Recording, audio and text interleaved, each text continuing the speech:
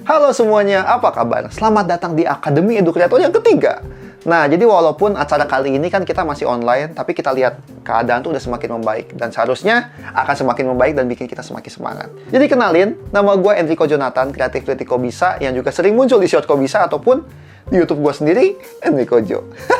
Pokoknya gue akan mandu kalian di acara pembukaan ini. Yang pasti, jangan bosan-bosan sama muka gue ya.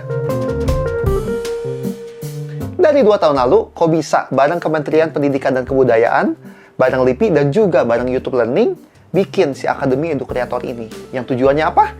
Ya pastinya buat kalian yang tertarik menjadi content creator edukasi. Lebih dari 2.000 content creator udah mendapat pelatihan. Yang pastinya pelatihan dari para ahli, pelatihan dari praktisi, dan juga pelatihan dari content creator itu sendiri. Bahkan, tim YouTube pun ikut turun untuk berkontribusi. Dan untuk tahun ini konsepnya akan membahas pendidikan Indonesia di kancah dunia. Wah, jadi kadang kan kita ngerasa, aduh belajar tuh ngebosenin banget ya kan. Banyak juga yang bilang, ya tergantung gurunya sih, atau tergantung gimana cara ngajarnya. Dan ya, nyatanya emang banyak banget guru-guru di luar sana yang unik, yang keren, yang wah banget. Nah, oleh karena itu, di AS1 kan kita ngebentuk para konten-konten creator ini buat ngebanjirin konten di internet dengan konten edukasi. Di AE2, kita merangkul para konten creator yang udah ada buat, ayo, berkembang bersama. Nah, di AE ketiga ini, kita pengen terus memacu para content creator ini buat terus lagi berkembang, bikin konten, dan aktif bahkan sampai mendunia.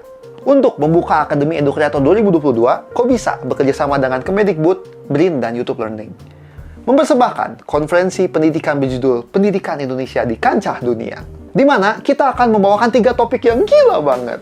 Nah, itu tuh mulai dari mewujudkan pendidikan yang inklusif dan membumi, terus tampil keren dengan menjadi guru kekinian, dan juga hingga mendidik dengan cara yang berbeda. Dan pastinya kita juga menghadirkan speaker yang kalah kerennya. Ada Bapak Nadiem Makarim, Ibu Sri Mulyani, Profesor Laksana Tri Handoko, Kak Abing Slamet, hingga Iqbal Ramadan. Gimana? Penasaran nggak? Ayo kita mulai. Oke, tanpa berlama-lama lagi, kita akan segera masuk ke sesi pertama bareng Ibu Sri Mulyani. Siapa sih yang nggak tahu beliau ya kan? Ibu Menteri Keuangan kita. Jadi beliau akan menyampaikan tentang pendidikan yang inklusif dan bumi. Dan Ibu Sri nggak akan sendiri. Beliau akan ngobrol bareng Kak Tiffany Angelica, jurnalis Tempo TV. Kepada Ibu Sri dan Kak Tiffany, dipersilahkan.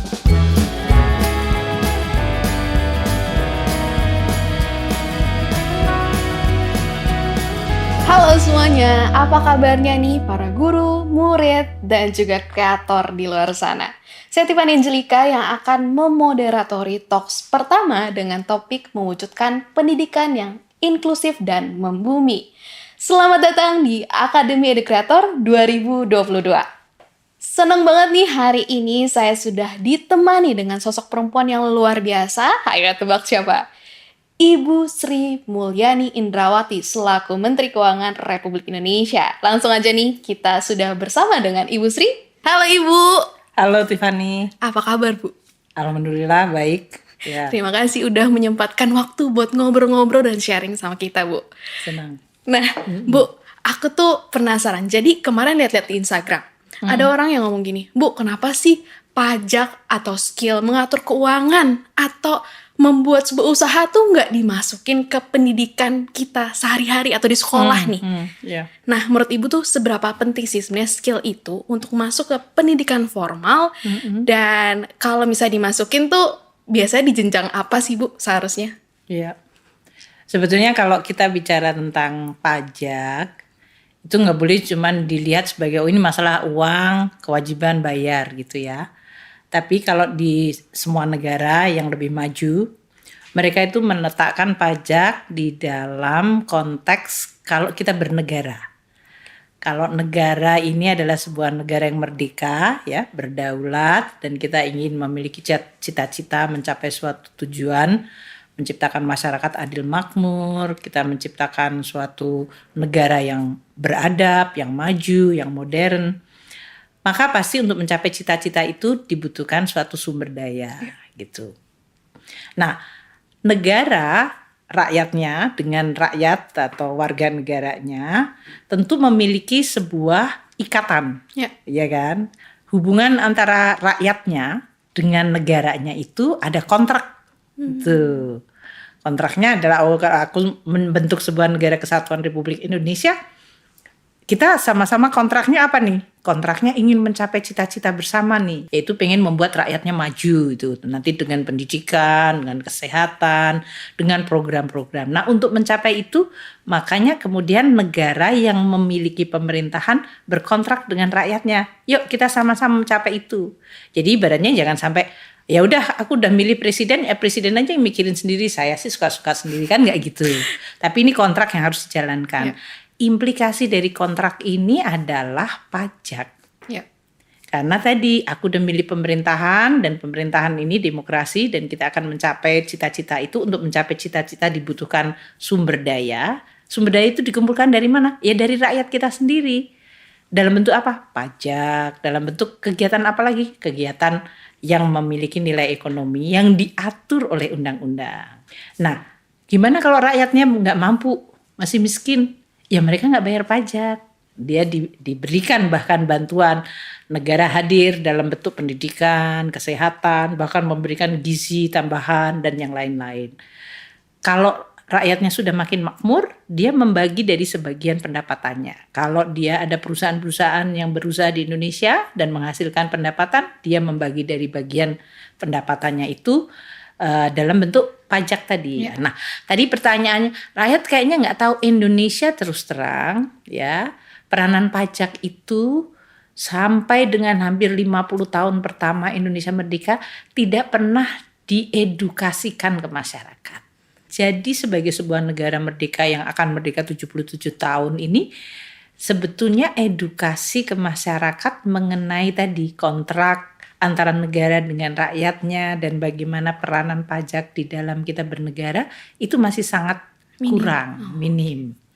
Jadi memang betul tadi disampaikan mestinya mulai diajarkan nggak Bu? Mesti, tapi tidak menjadi pajak adalah kalau anak SD dikasih kayak gitu mereka nggak masuk juga.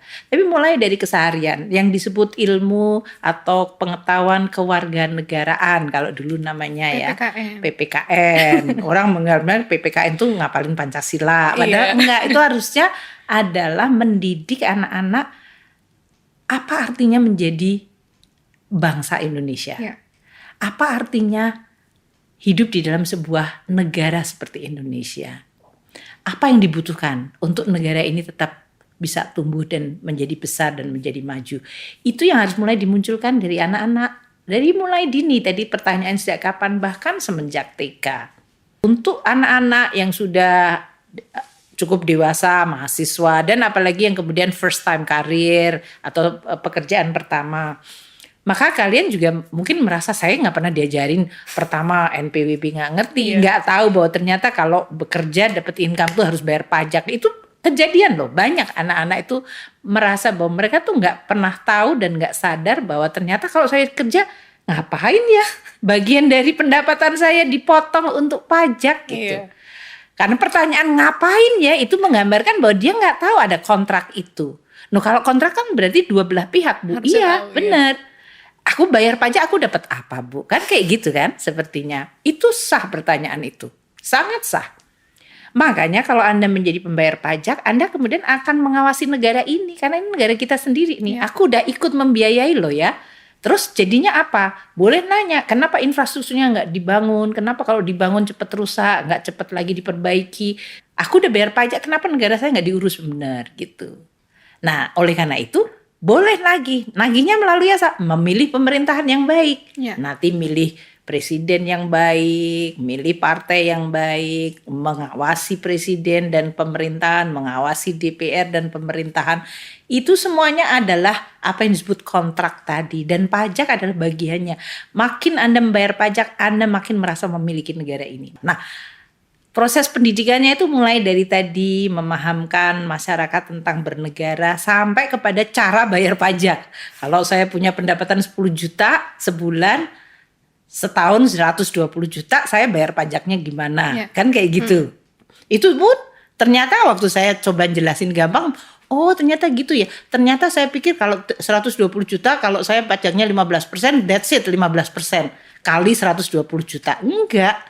Ternyata di 120 juta dikurangi dulu yang disebut pendapatan tidak kena pajak. Itu nggak kena pajak ya Bu? Iya nggak kena pajak. Kenapa Bu nggak kena pajak? Karena negara tahu bahwa rakyat membutuhkan ada suatu minimum income yang tidak dipajakkan. Ya, berarti soft skill itu sendiri menghitung pajak ataupun mengatur keuangan ataupun yang mau buat usaha itu jadi suatu hal yang sangat penting ya Bu ya. Penting tidak hanya untuk pajak tapi untuk kalian sendiri kan. Nah Bu, dulu pertama kali belajar soal mengatur keuangan, ngitung pajak, itu dari kapan sih Bu? Saya kan hidup dari keluarga yang pas-pasan. Bapak ibu saya dosen, anaknya 10. Jadi mengatur keuangan saya sendiri itu menjadi sesuatu yang penting. Saya sudah tahu setiap bulannya dapat uang sakunya berapa. Katakanlah dulu saya mahasiswa 15.000. Saya kosnya tinggal di rumah kakak saya, jadi saya nggak perlu bayar kos. Itu berarti 15.000 harus habis berapa kali saya harus ke kampus. Kalau saya harus makan siang nggak di rumah, dia biayanya berapa. Dan kemudian saya masih punya uang sedikit nggak? Setiap 15.000 kalau saya nggak habis, saya punya lebihan. Tapi kemudian kerja, jadi asisten penelitian, dapat gaji lumayan. Kalau tadinya cuma dapat 15.000, saya dapat 150, wah 110 kali lipat, saya kaya raya nih gitu ya. Nah, rasa kayak gitu kemudian diatur, tapi cara ngaturnya sebenarnya basic. Pertama, apa sih yang basic dari kamu yang butuhin dulu?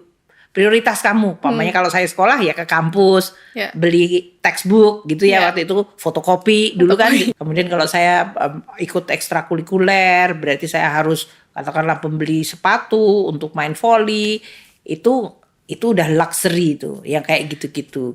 Atau kalau saya ikut kegiatan di mana menari dan harus ada kostum, kalau saya harus ngeluarin, aku nggak ikut karena aku nggak punya duit. Jadi Anda harus mulai selektif mana yang you can afford, istilahnya affordability, mana yang you cannot afford. Jadi itu juga sama prinsipnya.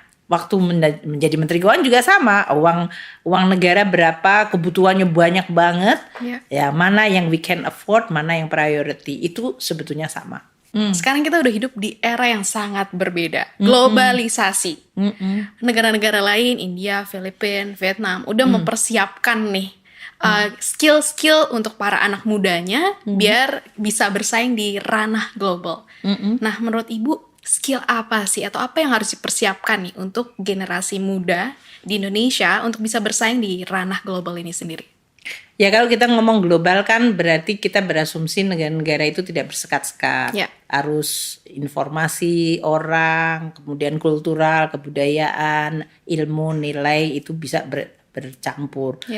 Kalian juga generasinya sangat difasilitasi dengan teknologi digital terutama. Makanya muncul dulu 4D, sekarang ada keinginan untuk menjadi 5D dan semuanya itu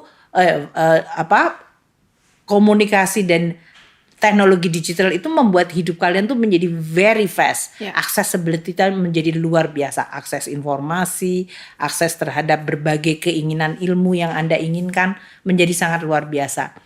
Dan ini kemudian memunculkan sebuah permintaan, jadi berarti job seperti apa yang muncul gitu kan. Jadi yang kebutuhan zaman tadi, kamu sebutkan tadi India, Filipina atau Vietnam, mereka tahu bahwa ternyata dunia globalisasi ekonominya itu bergerak. Umpamanya services itu dibagi menjadi front, back, dan middle. Berarti ada perusahaan multinasional yang bekerja secara dunia, tapi middle back office-nya nggak perlu di headquarter.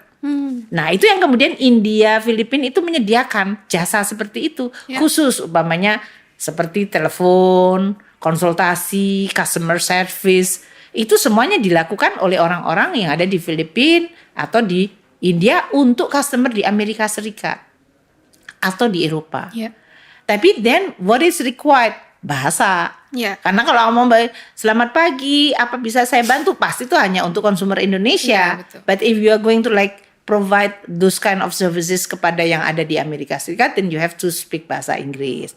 Jadi language penting, networking penting, pemahaman digital technology menjadi penting. Makanya kalau orang bicara tentang talent ke depan, kita harus tahu bahwa perubahan ini menyebabkan munculnya sebuah tren terhadap jenis pekerjaan baru. Jadi menurut saya sih masa depan kita, anak-anak muda kita, memang di satu sisi excited karena perubahan terjadi begitu cepat.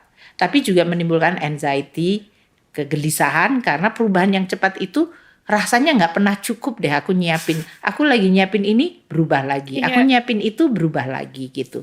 Padahal sebetulnya Indonesia itu is doing a lot untuk menyiapkan SDM kita. Ya. Nah, sebenarnya aku juga tahu nih Bu, kalau Kementerian Keuangan sudah mempersiapkan salah satunya dengan beasiswa LPDP. Nah, tapi dari Ibu sendiri nih, sebenarnya dari LPDP ini sendiri, mereka kan ke luar negeri nih Bu. Ketika kembali ke Indonesia dan apa yang dibutuhin sama industri, menurut Ibu sudah relevan nggak sih antara penerima beasiswa itu sendiri dengan kebutuhan yang dibutuhkan di industri itu sendiri? Ya pertama saya Menteri Keuangan ya, jadi Ya. saya berusaha di dalam kewenangan Kementerian Keuangan untuk bisa mensukseskan program membangun sumber daya manusia yang baik. Jadi dari sisi ini sebetulnya LPDP itu only part of big, very big yang disebut anggaran pendidikan. Dan memang kita sudah memberikan hampir, kalau nggak salah sekarang udah 30.000. 30.000. Dulu zaman saya begitu lihat waktu saya jadi Menteri Keuangan pertama dulu dan tahu menteri-menteri keuangan di negara ASEAN, mereka ngirim dari stafnya pergi ke Harvard, ke Ivy League. Saya bilang, wow, anak buah saya nggak ada yang sekolah ke sekolah-sekolah bagus gitu. Ya itu it's because pada zaman saya nggak ada resource untuk seperti itu. Nah, sekarang kalau saya lihat anak-anak seumuran kalian ini yang educated, yang well informed, open minded, pengen maju, confidence, mereka bilang I will apply. Mereka apply any university yang terbaik di seluruh dunia. Nggak ada beban dia. Nanti habis itu kemudian aku fight untuk dapat LPDP. Itu kan sesuatu yang luar biasa. Itulah yang disebut revolusi mental. Karena mentally Anda sekarang tidak left behind. Aku memiliki confidence yang sama. Nah, kalau tadi pertanyaannya programnya itu apa saja yang harus dibiayai Ibu dari LPDP? Kan bukan Menteri Keuangan saja, ada Dewan Pengarahnya. Jadi menteri-menteri yang berkaitan dengan bidang apakah itu Bappenas untuk perencanaan pembangunan, Kementerian Pendidikan sendiri, Agama, kemudian Kementerian Tenaga Kerja, Kementerian Industries. So what is the needed? What is the skill which is needed gitu kan? Nah, ini para menteri-menteri yang terkait di bawah Pak Menko memberikan arahan mestinya. Presiden sendiri juga pastinya dalam sidang kabinet ini loh arah yang diinginkan. Indonesia akan menjadi negara yang harus tahu tentang transformasi digital. Kita harus maju di bidang, kalau pandemi kemarin masalah kesehatan, farmaceutical. Kita bicara mengenai masalah climate change sekarang. Oke, nah Bu, mengenai pendidikan lagi nih. Pak Nadiem kan menetapkan sekarang namanya zonasi sekolah dan menghapus yang namanya sekolah favorit dengan tujuan adanya pemerataan pendidikan. Nah, pengalokasian dananya seperti apa sih Bu biar memudahkan sekolah-sekolah itu punya fasilitas dan kemampuan ekonomi yang sama untuk meningkatkan kualitasnya itu sendiri? Ya sebetulnya ide untuk tadi zonasi dan menghilangkan favorit itu kan identik dengan yang disebut demokratisasi dari pendidikan. Anak-anak di Indonesia tidak harus menjadi anaknya orang kaya untuk bisa pendidikan yang baik. Itu adalah yang disebut tadi yang awal sekali tadi kontrak antara negara dengan rakyatnya. Jadi dalam konteks ini berarti Indonesia harus mampu untuk menghasilkan sekolah-sekolah yang relatifly standarnya sama. Dari sisi keuangan, karena ini didesentralisasikan, pemerintah membagi anggarannya tadi ya 20% dari anggaran pendidikan yang kalau sekarang tuh nilainya sekitar 540 atau 550 triliun. Itu sebagian sangat besar 350-an itu didelegasikan ke daerah. Dari kabupaten, kota, dan provinsi. Itu dalam bentuk dana alokasi umum. Itu adalah untuk membiayai termasuk dana alokasi untuk biaya operasi sekolah. Dari desentralisasi kalau dari sisi keuangan kita sekarang meminta daerah itu makin accountable terhadap penggunaan dana itu. Rekrutmen gurunya, kalau guru-guru kan harusnya yang punya kualitas yang bagus. Trainingnya mereka, kemudian bagaimana manajemen dari sekolahnya. Sehingga setiap biaya operasi sekolah yang kita berikan itu kemudian accountable dan menghasilkan. Peranan negara jadi mengatur uang adalah ya harus ada standar minimal. Pendidikan tuh artinya kalau kamu lulusan SD ya harusnya kamu bisa baca tulis, kamu bisa matematika, kamu bisa critical reading, Ya. kamu bisa mulai critical thinking. Itu kan semuanya yang diberikan. Betul. Nah, Bu, ini dari tadi pertanyaan mungkin cukup serius. Nah, tapi saya sebagai perempuan juga sebenarnya terinspirasi banget dari Ibu Sri ini sendiri. Dan mungkin perempuan-perempuan yang lagi nonton juga pengen banget nih gimana caranya bisa jadi menteri seperti Ibu Sri.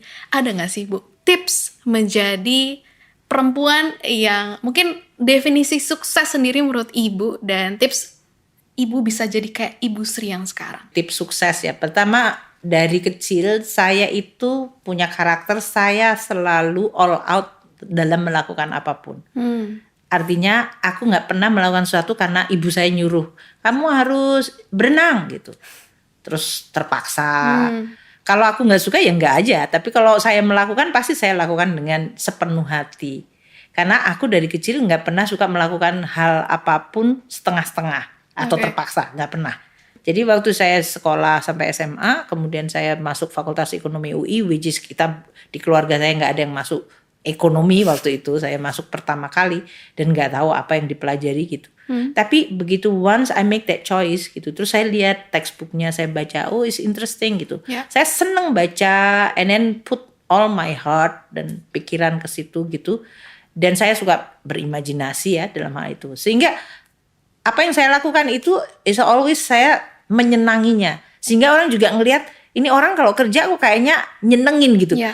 Saya itu sering banget ya, pamannya ada dulu saya menjadi ngurusin diklat di UI. Orang biasanya anggap diklat itu nggak menarik gitu. Ya. Itu diambil sama orang yang kayaknya nggak ada kerjaan atau kerjaannya itu dipaksa gitu. Tapi once saya ngerjain, saya itu senang sekali ngajar, bikin kursusnya yang bagus, ngatur kelasnya bagus. And then everybody said, kok kalau dipegang sama Ani kok kayaknya jadi all the job becoming so interesting gitu. Oke. It's because kamu taruh seluruh hati dan pikiran kamu. Definisi sukses adalah if you do something dan kamu sudah memberikan yang terbaik dari kamu. Kadang-kadang pandangan orang lain it's others gitu Iya. ya. But for us kita memenuhi satisfaction kita sendiri dulu. Iya. Aku puas karena aku done my best. Itu yang menurut saya itu sudah sukses. Dan demikian talks kita pada hari ini bersama dengan Ibu Sri Mulyani, dan kita menarik kesimpulan bahwa pajak itu merupakan kontrak kewarganegaraan, teman-teman. Jadi kita harus tahu hak dan kewajiban. Tentunya nanti setelah bayar pajak pun harus diawasi nih kebutuhan ataupun juga apa yang sudah dilakukan oleh pemerintah tentunya. Dan tadi Ibu Sri juga bilang, life is a choice. Bahkan ketika kita ngatur keuangan, ataupun memilih apa yang kita mau ke depannya, termasuk sekolah misalnya, jangan terpaksa ya. Karena definisi sukses menurut Ibu Sri Mulyani adalah menjadi yang terbaik di versi kita sendiri. Jadi, do everything full of your heart, with your heart. Oke, teman-teman? Nah, nanti kita akan ada talks berikutnya di Akademi Kreator 2022. Saya Tiffany Angelica, pamit undur diri. Dah! Terima kasih untuk Ibu Sri Mulyani telah memaparkan dengan sangat baik bahwa pemerintah itu tuh udah berupaya untuk meningkatkan pemerataan pendidikan di Indonesia. Namun, iya kita sendiri juga perlu untuk terus bergerak dan meningkatkan kualitas diri kita masing-masing. Makanya, sekali lagi gue pengen berterima kasih dan mengapresiasi dari setiap kalian yang sudah ikut turut serta dalam Akademi Edukreator ini. Dengan ini pun, kita juga sudah turut memperjuangkan dan meningkatkan kualitas pendidikan di Indonesia. Oleh karenanya, Menteri Pendidikan dan Kebudayaan saat ini, Pak Nadiem Makarim, juga ingin menyampaikan sambutan di konferensi Akademi Edukreator 2022 ini. Mari kita simak bersama. Assalamualaikum warahmatullahi wabarakatuh. Salam sejahtera bagi kita semua. Om Swastiastu, Namo Buddhaya, salam kebajikan, Rahayu. Yang saya hormati CEO Rombak Media, Bapak Budi Setiarso, dan para peserta Akademi Edukreator 2022. Kita semua di sini pasti sudah sering mendengar tentang bagaimana teknologi digital telah mendisrupsi kehidupan manusia. Memang betul bahwa internet, gadget, dan media sosial sudah sangat mengubah cara kita memenuhi kebutuhan sehari-hari. Tapi bukan berarti kita tidak bisa berbuat apa-apa, karena sebenarnya kita bisa mendisrupsi teknologi. Caranya adalah dengan memanfaatkan teknologi untuk mendukung akselerasi mutu pendidikan. Seperti yang saat ini menjadi prioritas kami di Kemendikbudristek dengan gerakan Merdeka Belajar. Kami telah menghadirkan sejumlah platform digital, seperti Kedai Reka, untuk pengajuan proposal riset bersama universitas dan industri. Platform Merdeka Mengajar, yang dirancang bagi para guru untuk belajar, mengajar, dan saling berkarya. Sampai kanal Budaya Indonesiana.tv, yang menghadirkan konten-konten edukasi budaya Indonesia, dan masih banyak yang lain.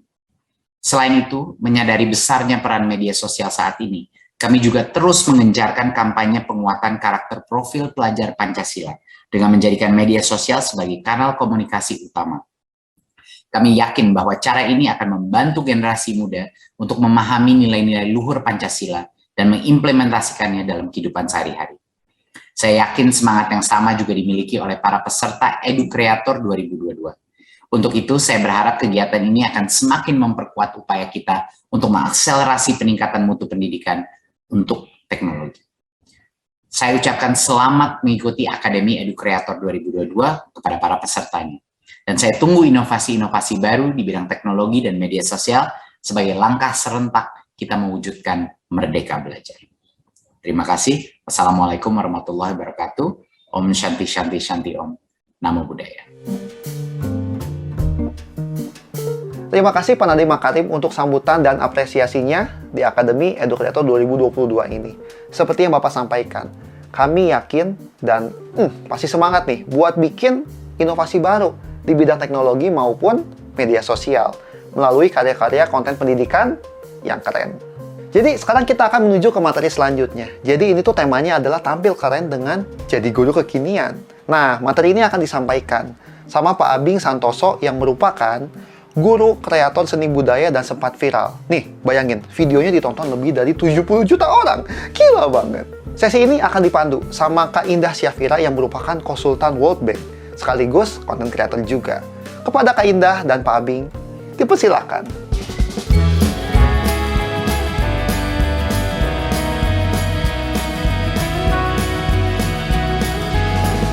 Halo Mas Abing. Halo Kak. Terima kasih banyak nih waktunya ya untuk ditanya-tanyain siang ini di sela-sela waktu mengajarnya. Sebelumnya nih mau aku kenalin dulu nih ke penonton, mungkin yang belum familiar, aku saat ini sedang bersama Pak Abing Santoso yang merupakan guru tari dari SMKN 12 Surabaya. Nah, mungkin teman-teman di sini juga sudah familiar nih dengan wajahnya karena Mas Abing ini baru saja viral nih di sosial media karena videonya yang menari bersama murid. Luar biasa nih. Pak Mas Abing ya, aku lebih nyaman disapa Pak atau Mas Abing nih? Mas Abing aja. Oke, mungkin untuk permulaan boleh nih Mas Abing sedikit perkenalannya? Silakan. Ya, jadi nama saya Abing Santoso, pendidikan terakhir S1, Sarjana Seni, yang merupakan alumni dari Sekolah Tinggi Kesenian Wilwatikta Surabaya, yang sekarang menjadi guru seni tari di SMKN 12 Surabaya, dan juga menjadi dosen ASIS di STKW Surabaya, yaitu Sekolah Tinggi Kesenian Wilwatikta Surabaya, perguruan tinggi seni satu-satunya di Jawa Timur. Dan juga SMKN 12 Surabaya ini sekolah seni terbesar di Indonesia dan sekolah satu-satunya seni di Jawa Timur. Oke, wah luar biasa nih ya. Memang sejalan gitu ya Mas Abingnya dengan backgroundnya Mas Abing dan apa yang diajarkan sekarang. Cuma menariknya nih memang kelasnya Mas Abing ini seru banget ya karena murid-murid jadi happy gitu, jadi menyenangkan belajarnya.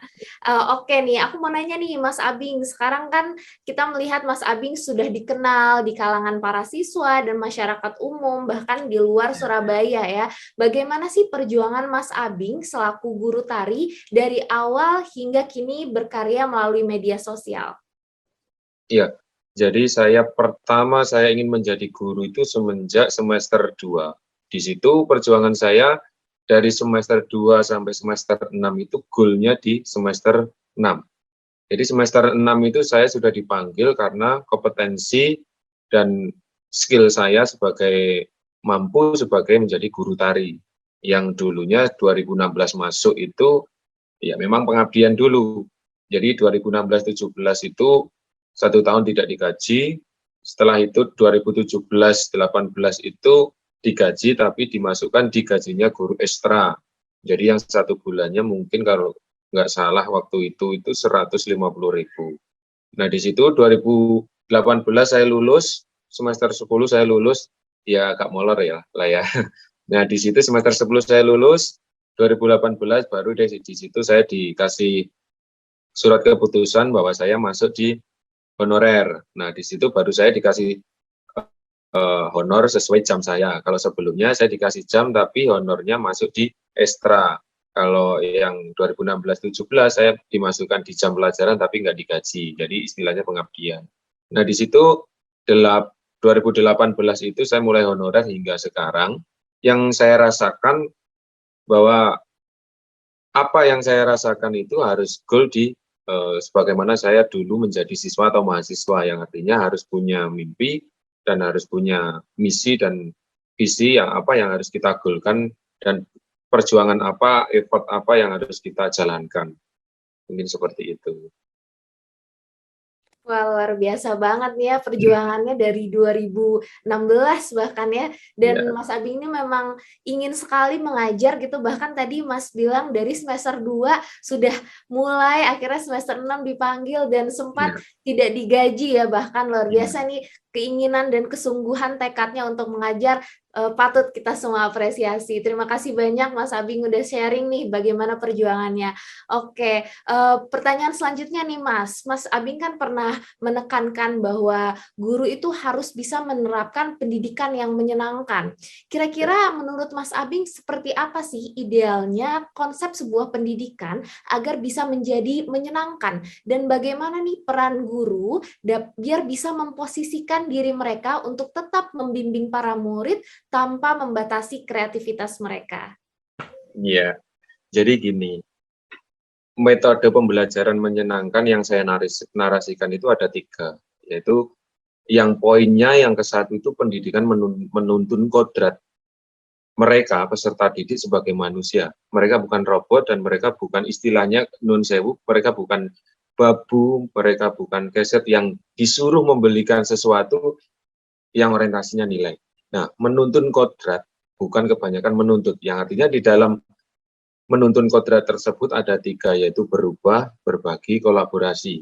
Berubah secara guru dan siswa itu harus update soft skill, dan hard skill-nya itu harus benar-benar kita update bagaimana kita menerima perkembangan zaman yang sekarang. Nanti selanjutnya pasti ada perkembangan lagi dan kita harus lebih kreatif dan harus aktif dan harus respon apa sih maunya zaman di era sekarang. Kalau dulunya milenial, sekarang sudah masuk di era zilenial. Nah, di situ berubah.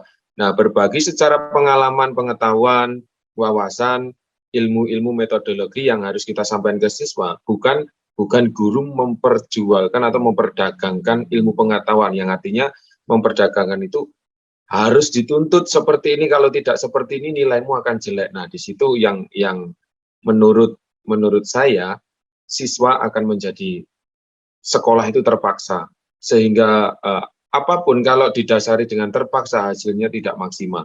Sekolah itu harus menyenangkan, berproses itu harus bahagia, dan apapun effortnya, apapun perjuangannya, siswa itu benar-benar harus belajar dan mempelajari. Nah, kolaborasi secara mindset, yang artinya siswa dan guru itu menurut saya tak ada batasan untuk belajar. Kata pepatah, guru yang terbaik itu ialah guru yang tidak pernah lelah untuk belajar. Begitupun juga siswa. Jadi siswa harus doltinuku dengan guru, seolah-olah kita memberi pelajaran untuk siswa tersebut, dan suatu saat siswa ini akan pintar lebih dari gurunya, entah itu di wilayah mana, entah di ruang mana, entah itu di poin mana, yang artinya pasti ada sesuatu yang kita kalah, dan itu harus kita sadari, dan itu harus benar-benar kita istilahnya kita lakukan demi untuk menyukseskan anak dengan versi terbaiknya. Nah, dari situ siswa itu akan menemukan versi yang terbaiknya dan goal capaiannya yang dengan versinya, yang artinya sukses itu bukan ukuran gurunya tapi sukses ukuran siswanya. Kita tidak menuntut sukses siswa harus seperti ini dan goal kamu harus seperti ini. Karena kita tidak tahu sebenarnya setelah lulus itu mereka mau kemana, mereka dengan siapa, dan goal mereka apa. Siapa tahu setelah lulus tidak masuk kuliah di perguruan tinggi, dia kerja. Nah, kerjanya seperti apa? Belum tentu. Belum tentu kita memprediksi bahwa itu salah atau benar. Itu hanya mereka dan itu sukses dengan versi mereka sendiri. Jadi seorang guru itu bukan dewa yang harus tahu dengan segalanya. Dan guru itu merupakan fasilitator yang berhak dan kewajiban kita sebagai guru untuk menuntun kodrat manusia sebagai peserta didik mereka sehingga dia sukses dengan versi terbaiknya.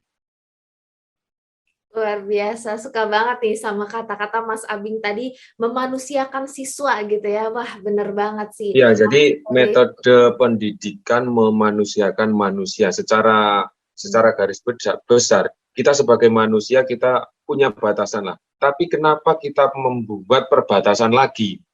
Batasan. Terus kapan kita membuka gerbang atau membuka pintu selanjutnya sehingga kita akan bertahap dan belajar. Nah, di situ anak itu perlu gerbang dan perlu ruang. Nah, yang sekarang terjadi kan banyak terkungkum. Anak itu menjadi bosan, malas, ngap, sehingga dia akan menjadi frustasi atau bahkan depresi. Dia keluar dari sekolah, terus setelah itu dia bahkan ada dan banyak bully, dan anak-anak itu dibully temannya, bahkan sampai gurunya dan lain sebagainya. Sehingga dia depresi, sehingga sekarang dia keluar, tidak kerja, ya mungkin bisa dibilang dia stres lah ya, depresi. Nah, di situ dampak-dampaknya yang sangat kalau Jawanya ngerantes banget gitulah ya. Setuju banget sih.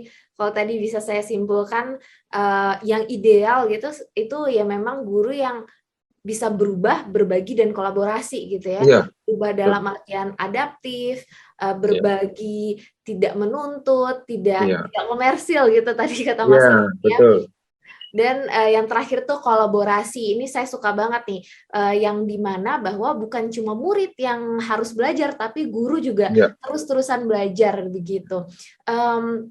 Selanjutnya nih ya, Mas Abing. Mas Abing kan sekarang sudah dikenal nih sebagai guru yang kreatif dan memiliki metode pengajaran yang unik dibandingkan dengan guru-guru lainnya. Metode atau cara seperti apa sih yang Mas Abing terapkan dalam mengajar seni tari, kalau boleh tahu? Metode pendidikan yang tanpa menyeragamkan.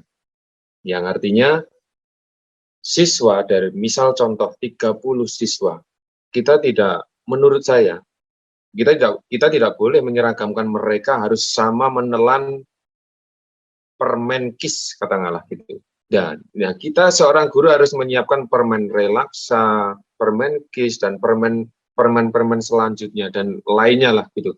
Nah, kita pantek mereka seberapa sih dan maunya apa sih, terus sehingga dia mengeluarkan skillnya sehingga kita tahu, oh dia arahnya ke sini, oh dia arahnya ke sana, oh dia arahnya kerja, oh dia arahnya sebagai koreografer katakanlah, dia arahnya menjadi penata tari, dia arahnya ke aktoran, ke penarian yang profesional, dia arahnya ke sutradara karena dia literasi, observasi dan filsafat filosofinya dia tinggi, atau dia bermain di seni pertunjukan. Nah, di situ kita harus tuntun mereka satu persatu. Jadi bedanya gini antara pengajar dan pendidik. Pengajar hanya menyampaikan materi, apa yang harus disampaikan, selesai pulang. Kalau pendidik, kita harus benar-benar mempelajari karakter peserta didik, dan menggali karakter peserta didik, menggali skill mereka, sehingga kita tahu apa sih yang maunya mereka, apa sih yang dia inginkan, dan capaian apa sih yang dia inginkan. Nah, di situ kita nuntun. Contoh, kalau kemarin, ya contoh yang dekat aja ya, kemarin saya tugas akhir mereka satu kelas itu 31. Nah, di situ mereka ingin membuat sebuah drama tari yang lain daripada yang lain.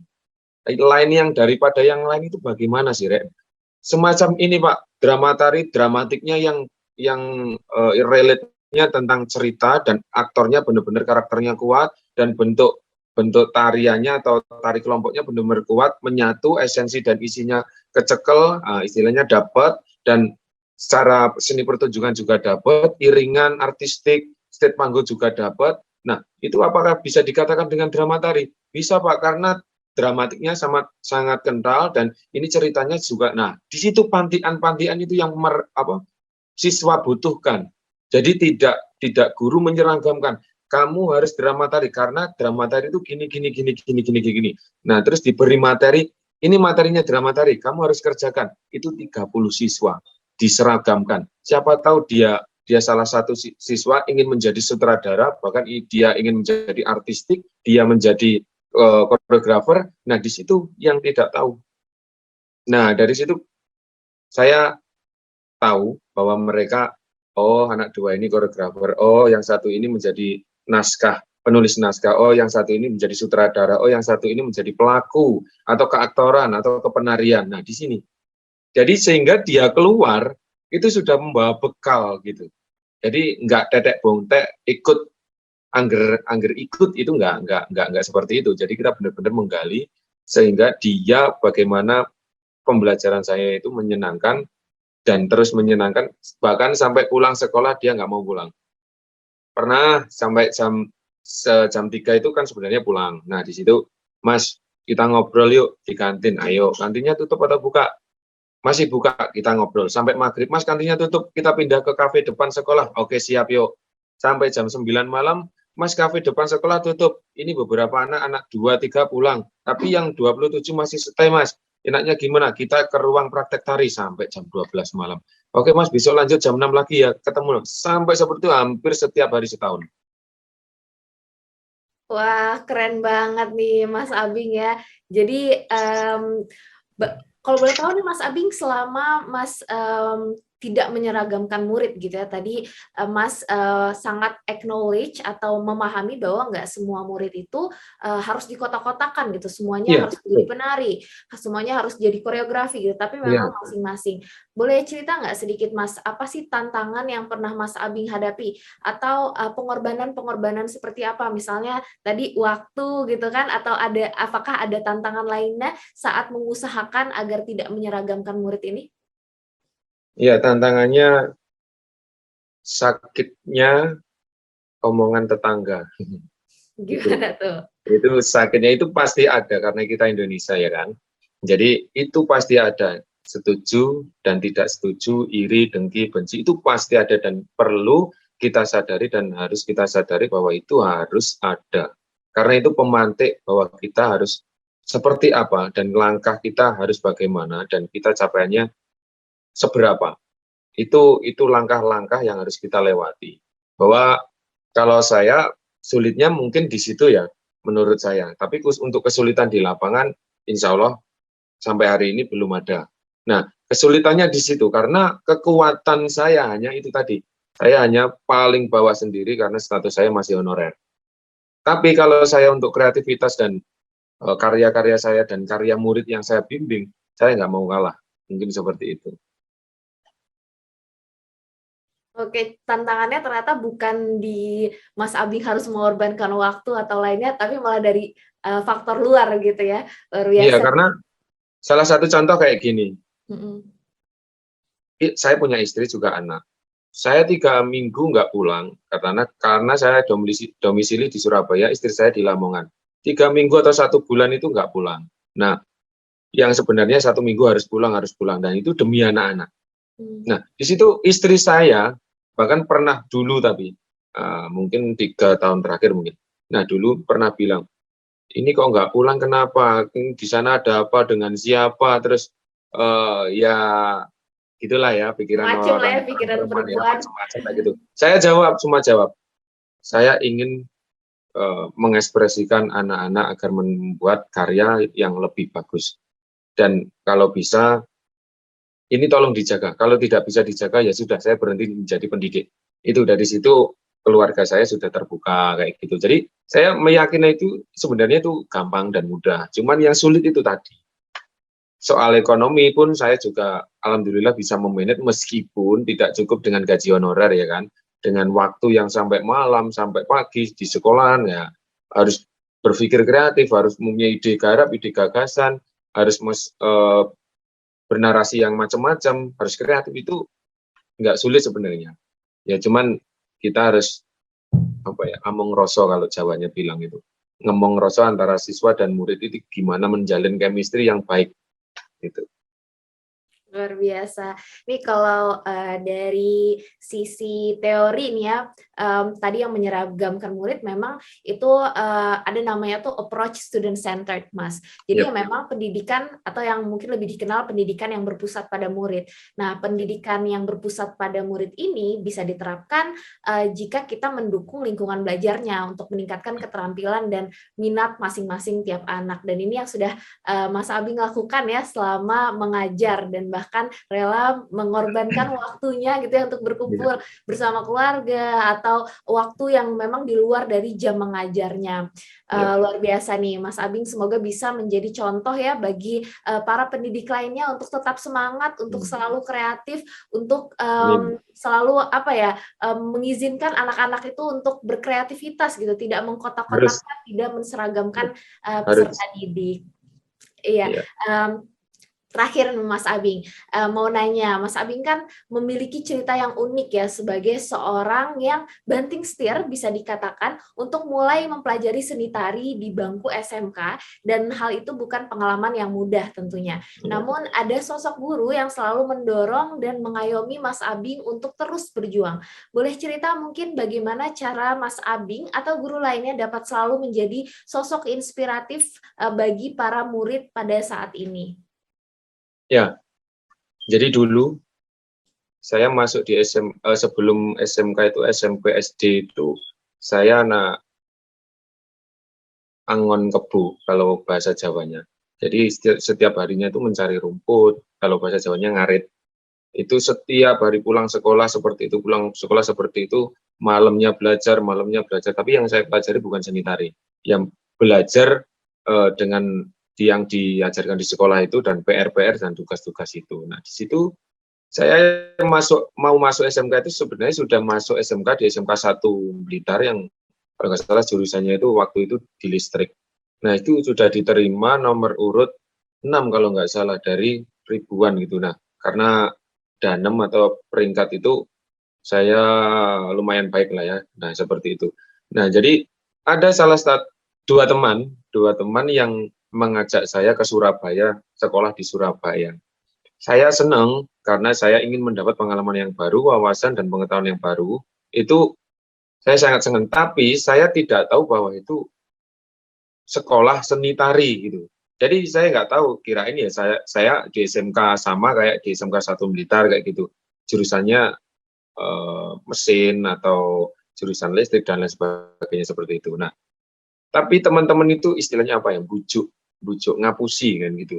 Nah, di situ saya naik kereta berangkat ke Surabaya itu diizinkan sama orang tua. Pertama, saya mau sekolah di Surabaya karena gratis kan gitu. Ada yang biayai dan istilahnya ada yang membuka ruang, nanti biayanya nggak mahal, dibantu sama Dinas Pendidikan Surabaya katanya gitu. Ya saya mau dan orang tua saya menyetujui. Setelah di Surabaya 1 hari, saya tahu pendaftaran itu untuk jurusan seni tari. Ketika itu besoknya bertiga saya pulang, terus izin ke orang tua masing-masing. Awalnya saya tidak boleh sampai saya hampir berantem dengan cekcok dengan orang tua, terutama bapak. Nah, di situ saya mau tidak mau saya harus sekolah di seni tari gitu. Karena nggak tahu, karena itu apa yang jelas saya ingin di Surabaya membangun karir di situ, cuman itu aja. Kalau sekolah saya jurusan di seni tari, gimana misalkan saya menjadi pengusaha atau saya di sana ngapain di luar dari jurusan tari, waktu itu pikiran saya seperti itu. Nah, di situ saya perjuangan hebatnya di situ. Saya tidak disetujui sama orang tua, saya berangkat sendiri bertiga, mereka berdua disetujui, saya tidak. Nah, di situ saya gandol, istilahnya apa ya, di gerbong kereta api. Kalau dulu itu belakang kan tidak bayar, tempat-tempat gudang bawa istilahnya bawa apa ini paketan gitu di belakang kan nggak bayar, nggak apa-apa. Nah, di situ saya di gerbong terakhir itu berangkat ya tanpa restu orang tua. Nah, di situ sampai ke Surabaya, lalu di asrama yang dihuni satu asrama itu ada 8 orang. 8 orang itu ukuran kamarnya cuma 2 kali 3. Nah, satu kamar itu diisi 8 orang, asramanya seperti itu.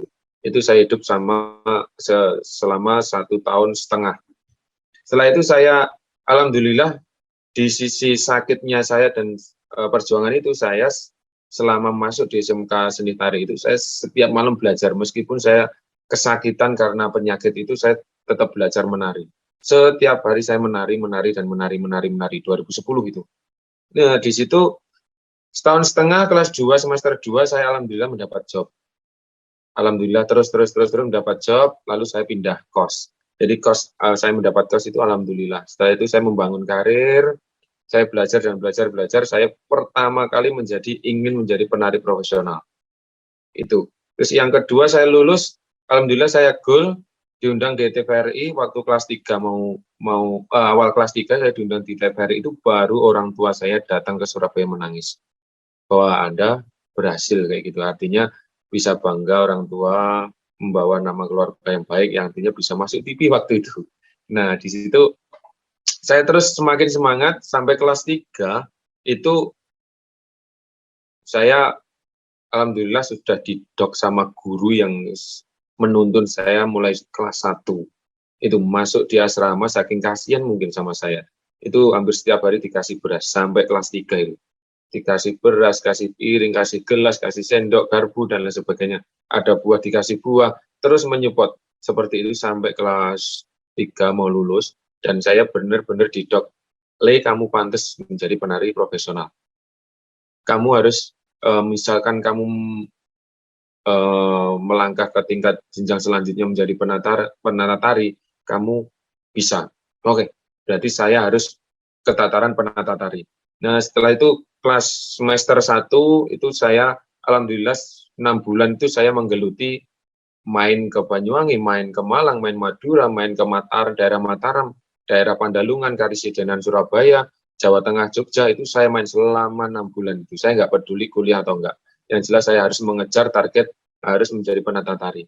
Nah, di situ 6 bulan saya goal menjadi penata tari, sehingga saya semester 2 didok menjadi koreografer di Hari Tari Dunia di 24 jam menari di Solo, di Solo, Surakarta.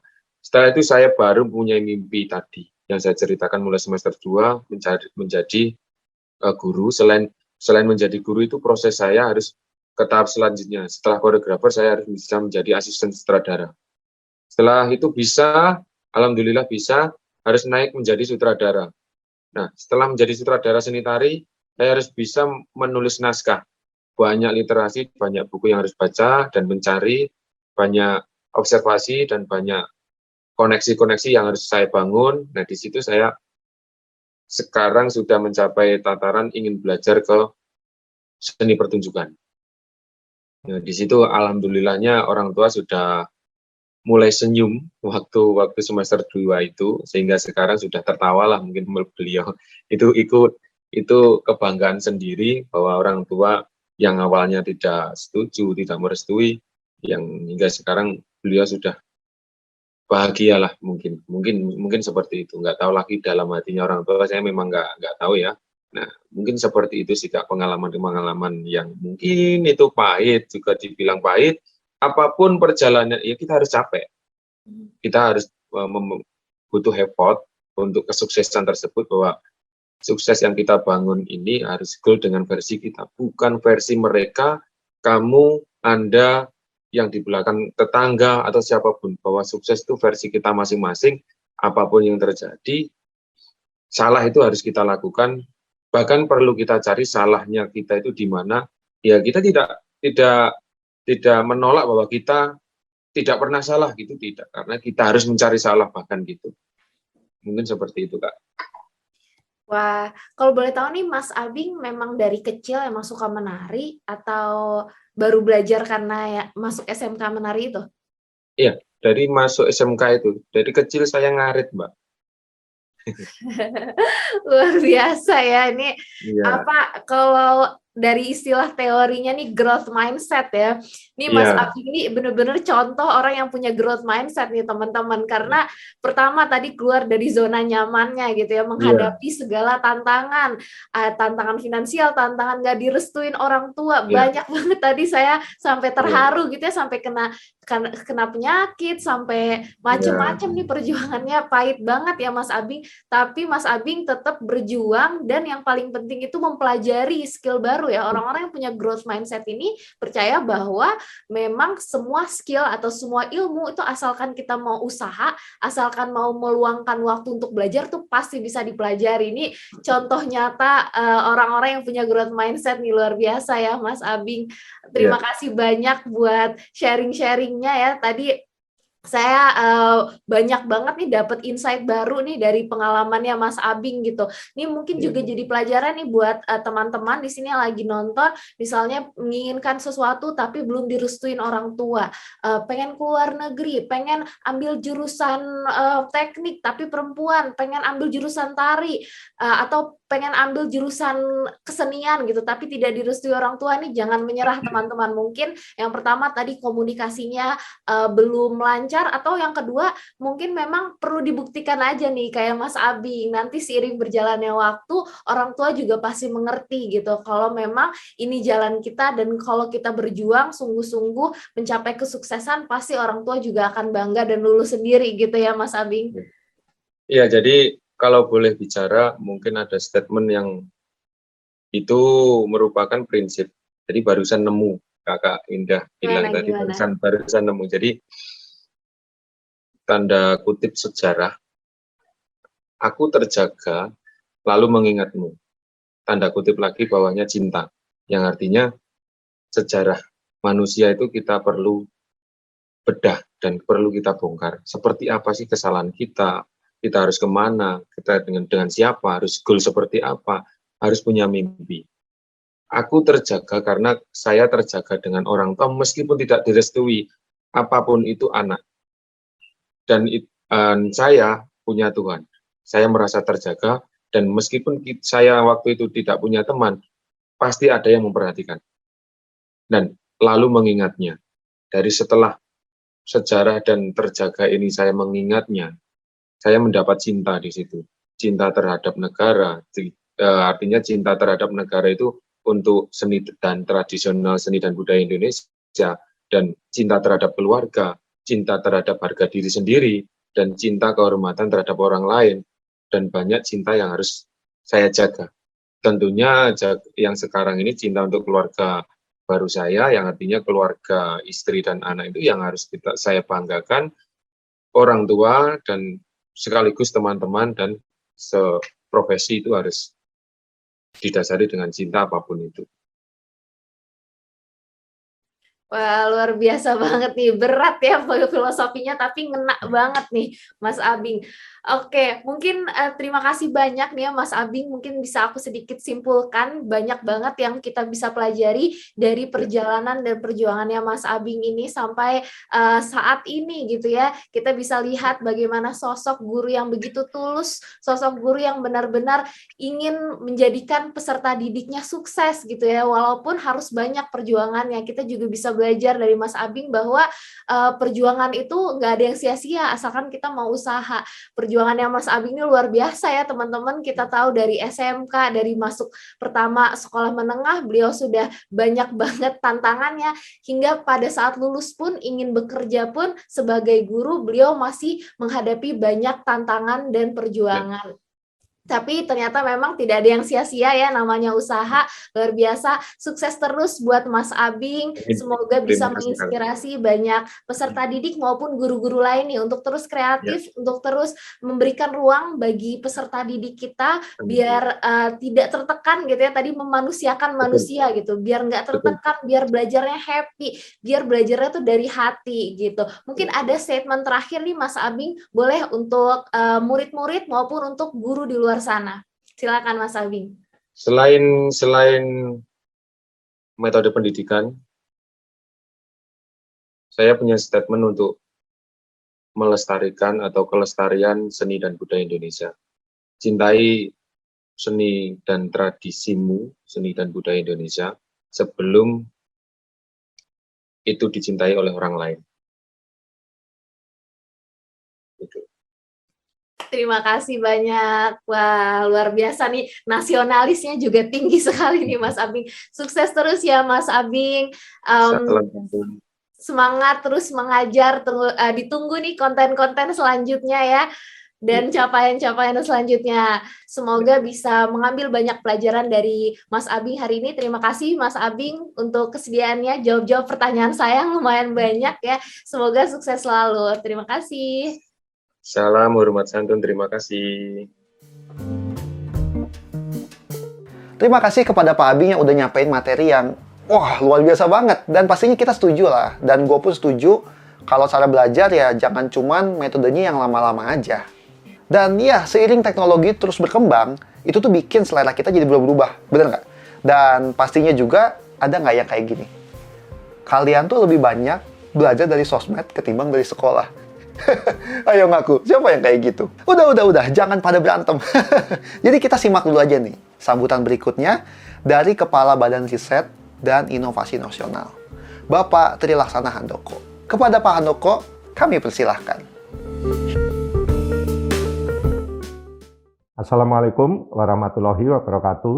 Salam sehat, salam sejahtera bagi kita semua. Salam, Om Swastiastu, Namo Buddhaya, Salam Kebajikan.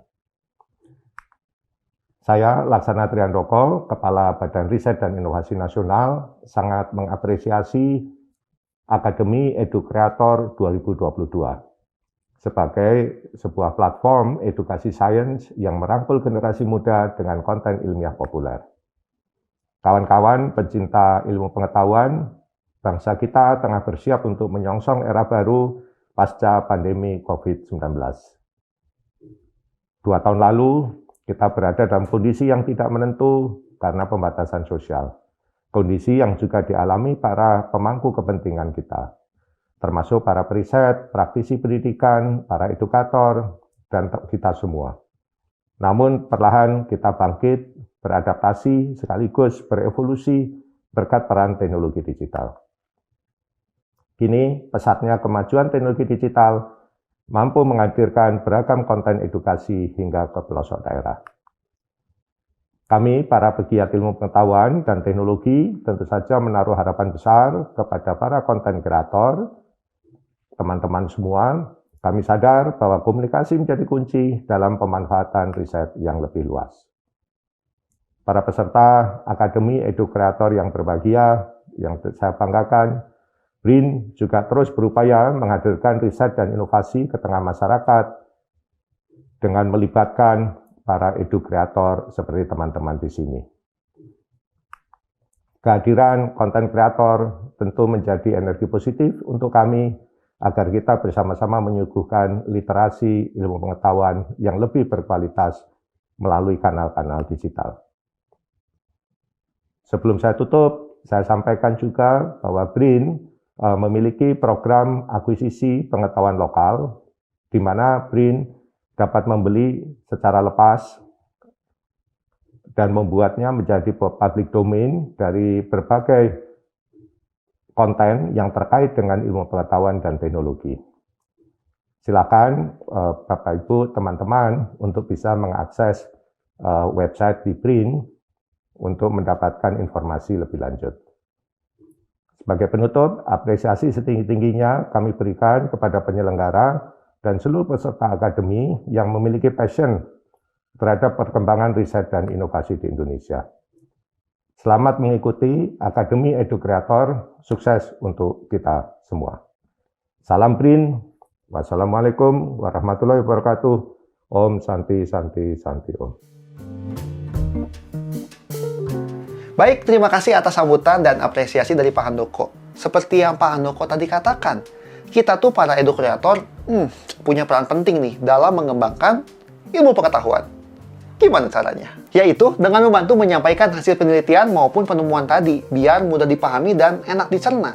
Jadi kan bayangin kalau semua hasil penelitian maupun penemuan tadi cuma disimpan di rak perpustakaan aja. Sayang kan? Nah, pembicara selanjutnya mungkin banyak yang sayang nih. Jadi, ini mungkin adalah salah satu sesi yang paling ditunggu. kita akan ngebahas soal cara mendidik dengan cara yang beda yang akan disampaikan oleh Kak Iqbal Ramadan yang merupakan seorang aktor. Nah, sadar akan pengaruhnya sebagai public figure, Iqbal juga tuh berusaha untuk berperan di pendidikan. Saat ini tuh dia masih melanjutkan kuliahnya di Monash University, Australia, setelah sebelumnya sempat bersekolah di UWC Amerika.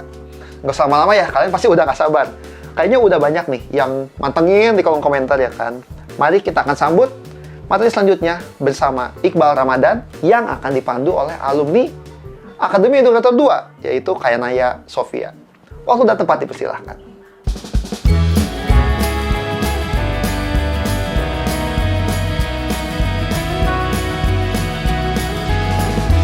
Halo teman-teman semuanya, selamat datang di sesi ketiga Opening Akademi Edu Creator tahun 2022. Terima kasih teman-teman untuk kehadirannya. Semoga dimanapun kalian berada, semuanya dalam keadaan baik-baik saja dan juga sehat-sehat ya. Kali ini bersama saya, Kayanaya Sofia, sebagai moderator sesi ini. Dan di sini kita akan berbincang-bincang dengan pembahasan yang sangat menarik. Di sesi ini kita akan membahas topik mendidik dengan cara yang berbeda. Menjadi sosok yang mendidik itu tidak selalu dengan cara menjadi guru di sekolah. Namun sebagai seorang public figure pun punya peran penting dalam mendukung pendidikan di Indonesia. Bahkan sosok public figure tuh memiliki dampak besar sebagai inspirasi untuk orang banyak. Karena mereka memiliki kekuatan seperti prestasi yang dikenal masyarakat. Saat ini kita sudah kedatangan sosok anak muda yang inspiratif dan multitalenta. Dia adalah seorang aktor dan penyanyi. Pasti teman-teman udah nggak asing lagi nih. Langsung saja kita sambut Iqbal Ramadan. Halo Iqbal, Halo. bagaimana kabarnya hari ini?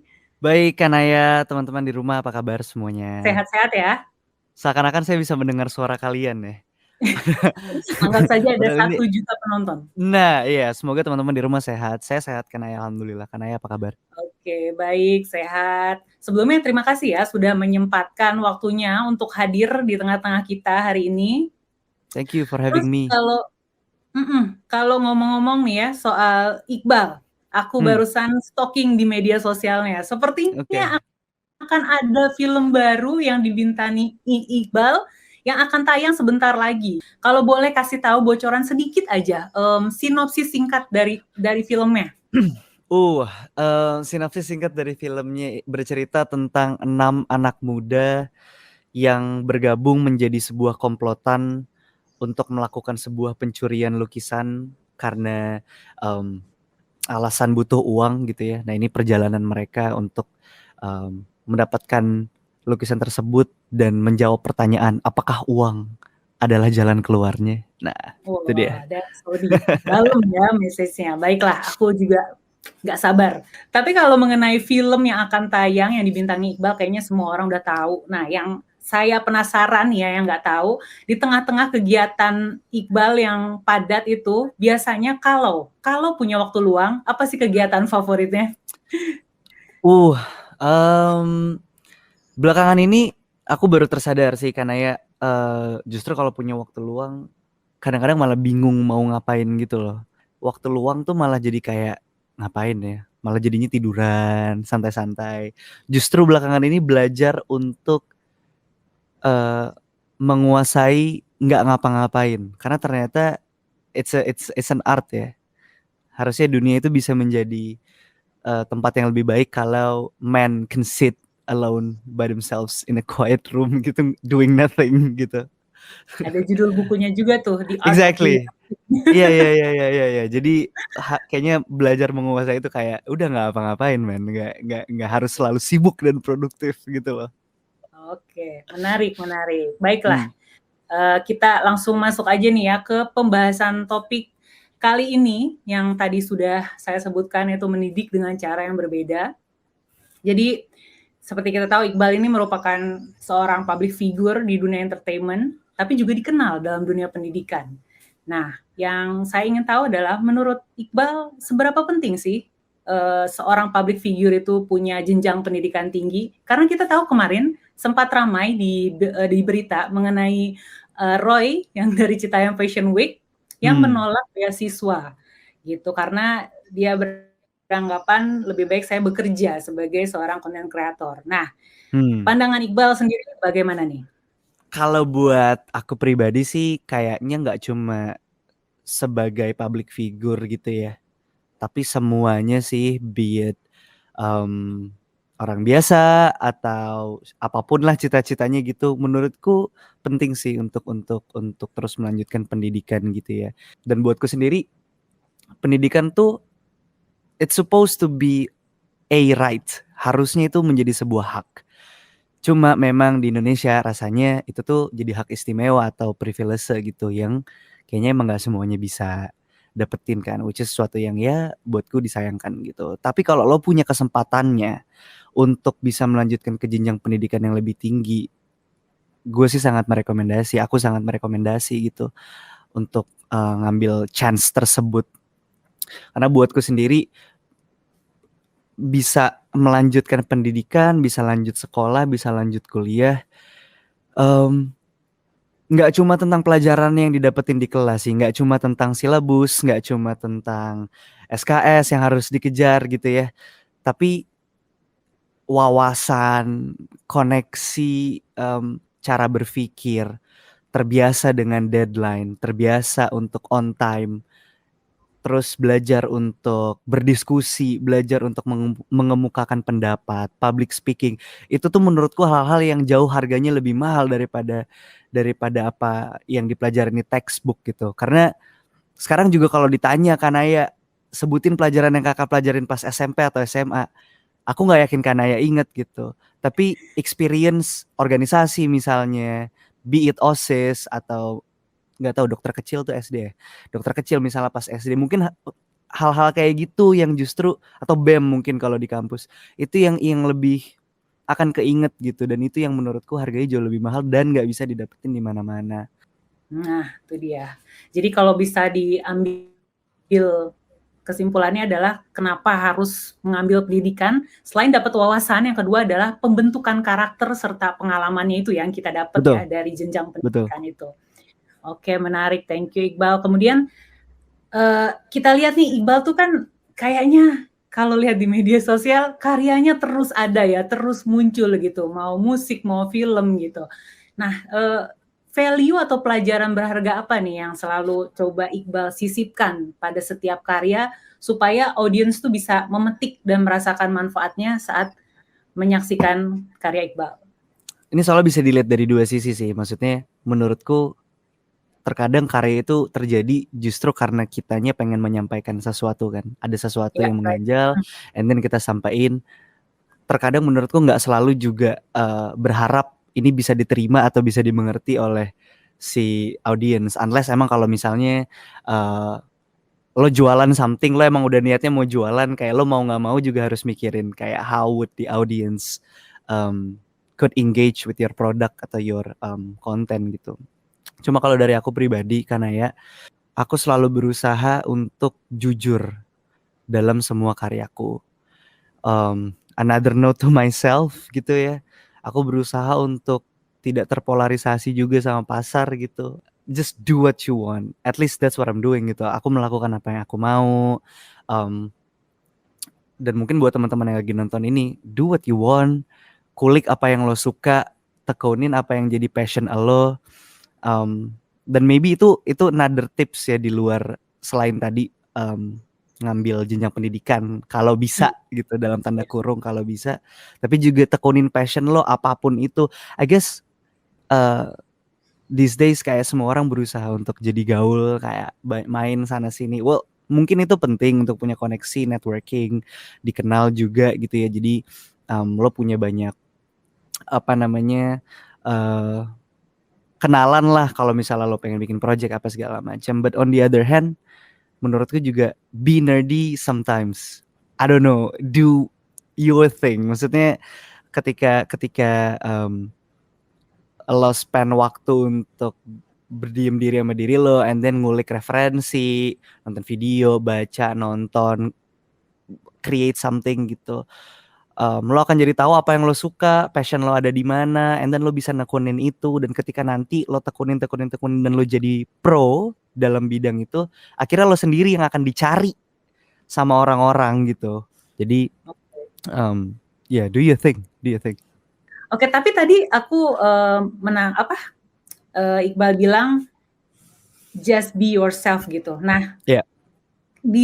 kayaknya zaman sekarang quotes tersebut indah tapi kayaknya kadang susah untuk dilaksanakan. Nah, aku pengen tahu True, ada nggak true. tantangan dari Iqbal dalam menjalankan true passion-nya itu? Ya, setuju banget. Itu sesuatu yang sangat mudah untuk dikatakan, tapi di zaman sekarang, mungkin terutama buat generasi Gen Z kayak aku gini, something that is very hard to do. Banyak banget soalnya kan yang bisa dikonsumsi. Udah desentralisasi gitu. Semuanya personalized, lo bisa dapetin apapun yang lo mau based on your own interest gitu.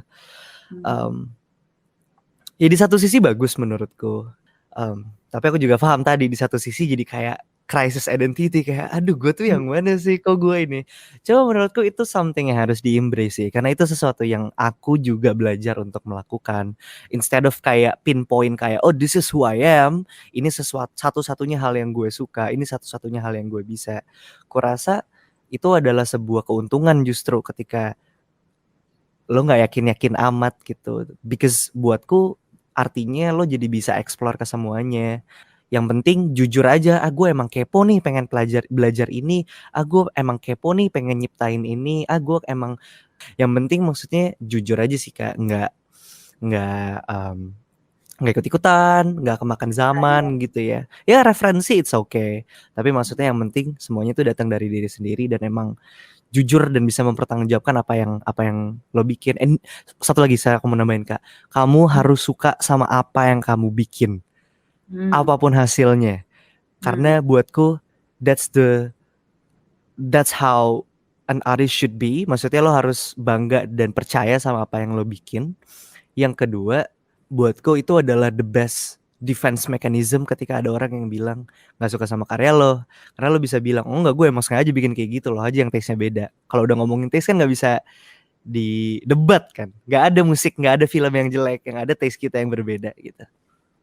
Oke, menarik, dan aku juga setuju sebagai content creator, buatlah apa yang memang kamu suka gitu ya. Oke, baiklah. Kemudian selanjutnya nih pengen menyoroti pengalaman Iqbal. Dulu tuh Iqbal tahun-tahun sebelumnya pernah ini ya mengajar sebagai pendidik ya, dan bilang kalau hal itu tuh nggak mudah gitu dilakukan. Yeah. Kira-kira ada nggak sih kompetensi dan kualitas para guru yang seharusnya dimiliki oleh public figure, influencer, maupun kreator konten yang bergerak dalam bidang pendidikan? Oh, interesting. Mikir dulu. Enggak, tapi buatku memang menjadi guru itu ternyata adalah salah satu pekerjaan yang paling sulit karena ya di muka bumi. I'm speaking from my own experience. Karena buatku yang aku sadarin adalah guru itu nggak cuma mengajar, but as you said, guru itu membentuk. Ada kan frase teachers can either make or break. Dan buatku itu tuh sebuah bukan beban, tanggung jawab yang gede banget gitu, yang harusnya semua guru tuh punya perasaan tersebut gitu, karena ya selain orang tua, harusnya di masa sekolah itu guru harusnya bisa menjadi panutan dari muridnya gitu, dan harusnya juga murid bisa respect sama gurunya, bukan karena mereka takut, tapi karena emang mereka respect, mereka hormat gitu. They don't wanna hurt teachers, that's why they respect them. Menurutku karakteristik gitu guru yang baik yang mungkin bisa dicontoh buat public figure, I guess. Menurutku guru yang baik itu kan guru yang bisa jadi pendengar yang baik ya Kak. Guru tuh nggak cuma memaksakan apa yang mereka mau, tapi mereka juga bisa jadi pendengar yang baik. Itu menurutku salah satu skill yang wajib dimiliki oleh guru dan susah gitu ya untuk bisa menguasai itu. Tapi itu juga satu hal yang menurutku bisa diterapin sih Kak sama public figure. I guess I'm talking from an actor point of view ya. Karena I wouldn't call myself a content creator. Maksudnya aku kurang paham juga apa yang teman-teman content creator di bidang pendidikan akan lakukan atau bisa ambil dari seorang guru. Tapi kalau dari aku sebagai aktor, perspektif aktor, aku bisa ngelihat jadi pendengar yang baik itu bisa banget diaplikasiin dengan kita jadi bisa mendengar dan menerima kritik dari siapapun. And then kita bisa percaya menjatuhkan diri sejatuh-jatuhnya kepada sutradara ataupun produser ketika kita mengerjakan suatu project. Jadi semuanya berasa gitu kayak, wah dia kayaknya punya chemistry nih sama si director. Walaupun bukan berarti kita harus menjadi yes man ya. Bukan berarti kita harus kayak, lo iya, lo lompat dari jurang. Iya, kan gak juga gitu. Lo pasti akan punya argumentasi dan alasan lo kenapa lo mau atau tidak mau melakukan hal tersebut gitu. Itu yang kedua. Yang ketiga, mendengar penggemar. I guess that's also something that can be put into context gitu, menjadi pendengar yang baik. Dalam artian mendengar penggemar adalah lo respect gitu sama penggemar lo, lo bisa ngasih apresiasi sebagaimana seharusnya kepada orang-orang yang udah mendukung lo dari nol gitu misalnya, karena mau nggak mau ya karya lo akhirnya bisa diterima dan gaungnya tuh bisa terdengar lebih luas ke masyarakat itu ya of course karena penggemar gitu kan. Oke. Jadi keahlian mendengar itu adalah sesuatu yang rasanya perlu dimiliki ya oleh 100%. semua orang bahkan ya, karena kita bisa jadi hebat, maksudnya kita bisa menguasai banyak sekali skill, kemudian menjadi top of the mind, tapi kalau kemampuan mendengarnya kurang, lama-lama sepertinya arogansi yang muncul ya. Betul. Bahkan aku nggak tahu sih, maybe mungkin konten kreator. Aku punya beberapa teman konten kreator. Mereka kan juga mendengar fans. Maksudnya, guys, lo mau lihat apa lagi dari gue? Yang selalu aku bilang, tapi lo juga jangan lupa dengerin diri lo sendiri. Lo mau nggak bikin itu? Maksudnya itu lo bukan. Jangan sampai lo cuma mengikuti apa kata orang, tapi lo juga nggak active listening atau menjadi pendengar yang baik sama diri lo. If you don't like it, don't make it gitu loh.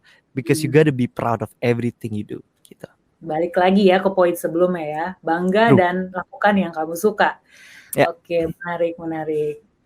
Nah, tadi ngomongin konten kreator ya, zaman sekarang tuh sepertinya kalau anak muda ditanya cita-citanya mau jadi apa, pasti kita sering banget dengar pengen jadi YouTuber atau gamer gitu ya, streamer. Iya. Terus kayaknya udah sedikit atau bahkan malah jarang yang dengar kalau mereka pengen jadi guru gitu. Nah, kalau Iqbal bisa, gimana cara Iqbal sebagai seorang public figure yang peduli pada bidang edukasi bisa memanfaatkan momentum ini nih untuk menjadikan generasi penerus bangsa itu jadi ya influencer yang berkualitas yang bisa mencetak karya dengan menyebarin konten edukasi jadi supaya semakin banyak orang yang tercerdaskan gitu di masa depan. Tough question, Tough question for a public figure with a lot of responsibility. Ya, silakan. Karena memang gini, buatku kalau itu sempat membebani aku karena ya ketika aku kayak wah gila, gue dilihat sama banyak orang, gue harus memberikan contoh yang baik. Itu tuh justru bikin apa ya? Jadi kayak naruh sesuatu malah di pundakku. Jadi kayak gue harus selalu terlihat baik. Gue nggak boleh bilang enggak ketika bahkan misalnya gue lagi capek atau lagi sakit gitu ya. Gue tidak bisa memberikan ruang untuk mendengarkan boundaries gue sendiri, boundaries aku sendiri. Akhirnya tuh jadi punya beban itu gitu. Tapi ketika mindsetnya justru dibalik nih. Ya udah, lo bikin aja, lo berkarya aja. Kalau ternyata itu bisa menginspirasi dan disukain sama orang, good. Tapi jangan jadiin itu goals atau patokan sih, karena followers, likes, viewers, at the end of the day they're just numbers gitu loh. Dan aku dan diriku, aku udah bilang gitu ya waktu pas punya pergolakan batin itu, gue nggak mau value diri gue cuma terbatas dari angka doang. If it's good numbers, it's good numbers. If it's bad numbers, it's bad numbers. They're just numbers. I'm human, whatever it is, ya terserah gitu. I'm just doing my best supaya ini bisa diterima. Dan yang penting jujur, karena katanya kan the more personal, the more universal ya. Jadi ketika lo jujur, harusnya itu bisa dinikmati sama yang lain. Itu. Terus kalau dari aku pribadi, aku berusaha share apa yang aku suka sih, Kak. Dan aku nggak terlalu rely sama sosial media soalnya as a part of my identity gitu, Kak. Maksudnya ya aku share karyaku, aku share hal yang lagi aku kerjain. Cuma aku ngerasa relationship aku sama social media tuh lebih kayak this is what I do, not this is who I am. Which is sesuatu yang kayaknya itu tuh Gen Z banget ya gak sih? Kayak social media itu adalah gua gitu. Nah, makanya social media buatku tuh kayak ya this is what I do, this is my work, bla bla bla. Tapi itu nggak semua, maksudnya gua tuh nggak cuma tentang itu gitu. Just because I don't post about something that is happening in the world in my Insta story doesn't mean I don't talk about it at my dinner table with my family. You know what I mean? Kayak everybody, semuanya kayak, oh you gotta post this so people know you gotta be woke, atau kayak mengedukasi apa segala macam. Buatku ya lebih dari itu gitu. Ada conversation yang terjadi di luar dari layar, di luar dari apa yang orang-orang tahu gitu. Oh, aku pengen bahas ini juga tentang everybody can inspire anybody these days, apalagi dengan era kayak sekarang gitu yang tadi kita udah bahas, semuanya udah dikasih, semuanya udah bisa jadi dua hal di saat yang bersamaan. Lo bisa jadi apapun yang lo mau lah. Jangan takut nyoba dan jangan takut untuk gagal. Karena kayaknya kata-katanya Mbak Najwa Shihab deh, gagal tuh ada limitnya. Jadi kalau bisa dipakainya di umur 20-an aja. Jangan nanti gagalnya dipakai pas sudah tua. Jadi kalau mau ya sekarang ya sikat semua ya, gitu Kak. Belajar dari kasusnya Hemingway kan, dia habis nulis Mockingbird, To Kill a Mockingbird, dia habis itu nggak nulis lagi kan, takut dia, karena ketika lo ada di puncak kesuksesan, satu-satunya jalan adalah turun gitu kan, itu mindsetnya dia. Jadi dia nggak pernah nulis lagi sampai dia meninggal. Padahal ternyata fans-fansnya nungguin kayak mau dia bikin buku masak kayak, pasti gue baca kalau Hemingway, tapi Hemingway kayak enggak, ini udah masterpiece gue, udah magnum opus, udah gak mau lagi gitu. Itu juga kayak notes buat diriku sendiri karena ya. Mendengar cerita Iqbal tadi ya, dari kecil tuh udah hidup dari bayang-bayang social pressure gitu. Tapi ya nggak dipungkiri nih, banyak anak muda yang terinspirasi gitu sama Iqbal. Karena salah satunya karena di tengah kesibukannya sebagai seorang artis, Iqbal nih juga berani buat keluar dari zona nyaman. Terus punya tekad untuk terus belajar. Kalau boleh tahu, apa atau siapa yang jadi inspirasi Iqbal untuk punya pola pikir harus terus belajar nih? Harus berani keluar dari zona nyaman. Me, myself, and I. Keren. Abisnya gini karena ya aku maksudnya aku punya lah idola-idola gitu ya, aktor, director, musisi yang aku ngefans lah secara karya apa segala macem. Tapi makin kesini makin gede, entah referensiku yang kurang atau akunya emang kurang gaul, aku ngerasa nggak nemu siapa yang aku bisa jadiin kayak, oh iya gue pengen kayak dia nih, career path gue, berkarya tapi sekolah juga gitu-gitu.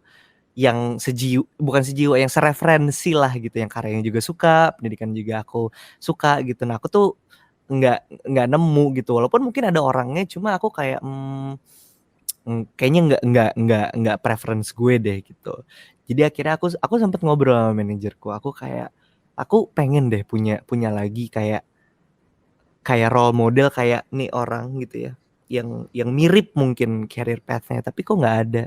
Malam itu aku jadi berpikir, oh ya udah, maybe ini adalah waktunya untukku untuk melakukan apa yang selama ini ku lakukan, untuk akhirnya bisa jadi inspirasi buat orang lain yang ada di generasi di bawahku mungkin gitu. Tapi mungkin ya struggleku atau perjuanganku adalah ya jujur aja, lakuin aja apa yang lo mau, walaupun nggak ada patennya atau nggak ada role modelnya gitu, lakuin aja udah, jujur aja yang penting.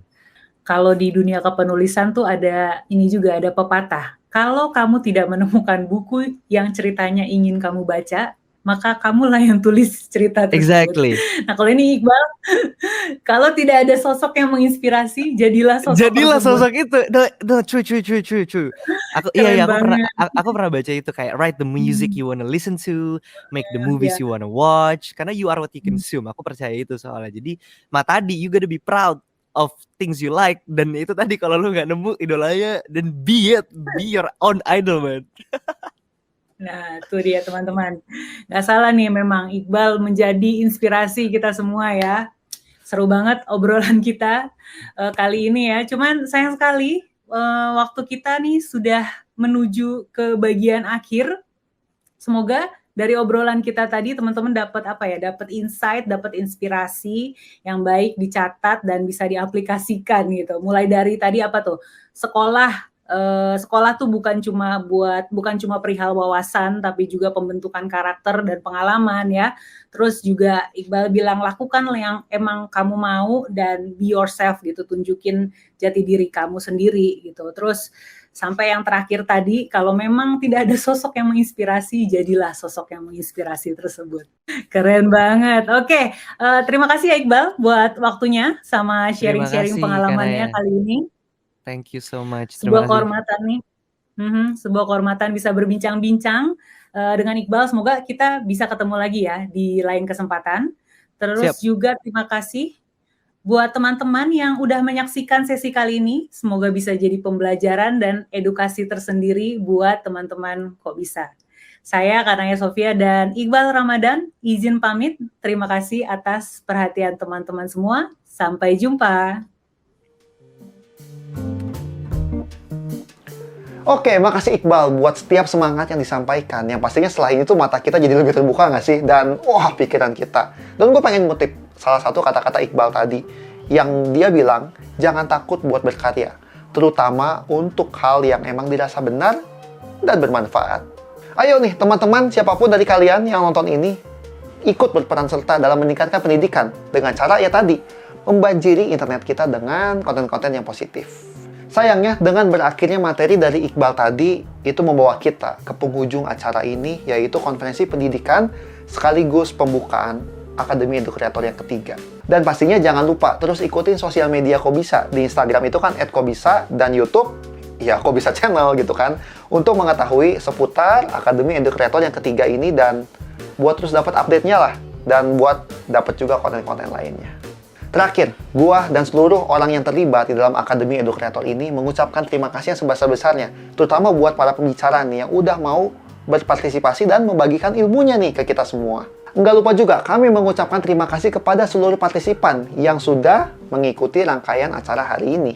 Kami pastinya berharap seluruh informasi yang sudah disampaikan bisa bermanfaat buat kita semua dan bisa diterapkan ke keseharian kita untuk kedepannya. Sekian rangkaian acara Akademi Edu Kreator yang ketiga pada hari ini. Dan sekali lagi, selamat datang di Akademi Edu Kreator yang ketiga. Gua Enrico Jonathan, undur diri, dan seperti biasa, terima kasih.